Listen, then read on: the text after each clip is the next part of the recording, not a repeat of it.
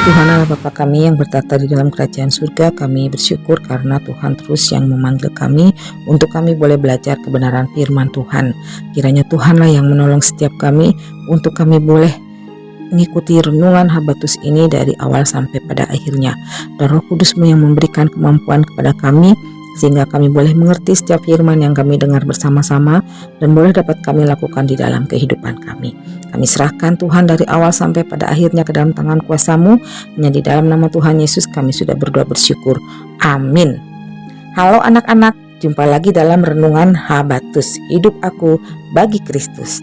Anak-anak, apakah kamu percaya kalau Tuhan Yesus Kristus itu adalah Tuhan, sekalipun kamu tidak melihatnya? Atau kamu masih ragu? Atau haruskah kamu melihat Tuhan Yesus dulu baru kamu percaya? Seperti pembacaan Alkitab kita hari ini yang diambil dari Yohanes 20 ayat 24 sampai 29, saya akan membacakan ayat 29. Kata Yesus kepadanya, "Karena engkau telah melihat aku, maka engkau percaya. Berbahagialah mereka yang tidak melihat namun percaya." Anak-anak, Alkitab mengatakan bahwa murid-murid Tuhan Yesus ketika sedang bersama-sama mereka, Tuhan Yesus datang menampakkan diri kepada mereka kecuali Thomas.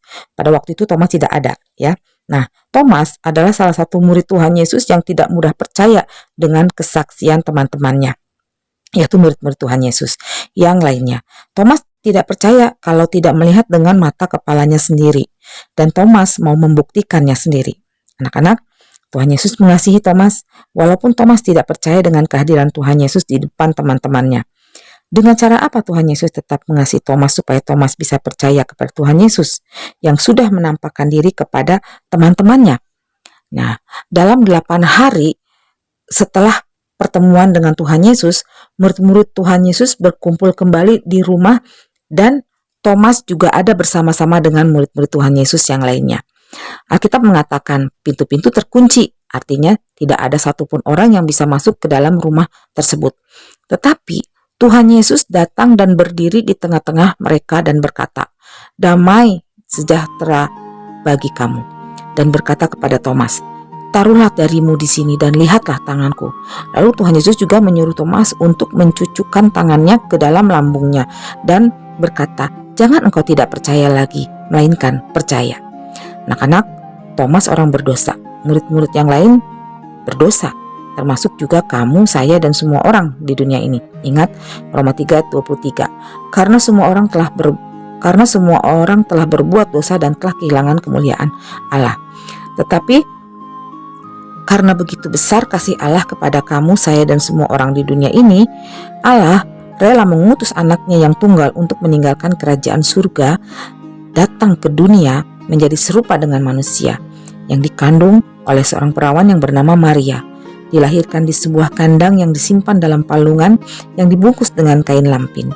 Dalam pelayanannya dia dihina, dia ditangkap, disiksa, bahkan sampai mati di kayu salib.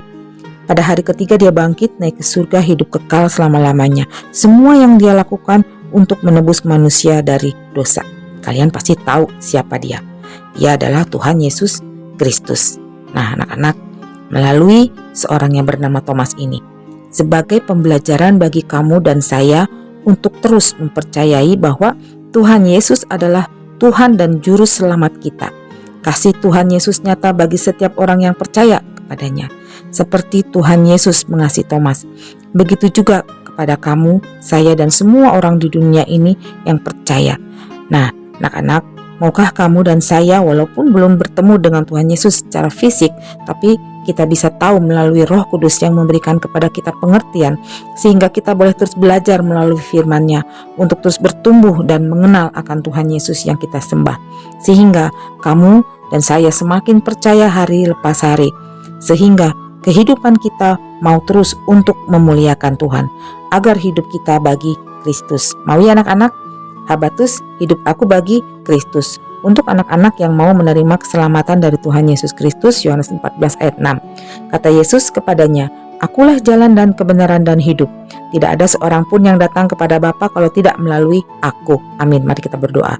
Tuhan Yesus, kami bersyukur kalau kami boleh mengenal Engkau dan menjadi juru selamat kami.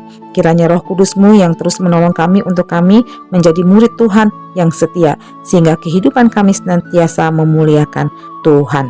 Dalam nama Tuhan Yesus kami sudah berdoa. Amin.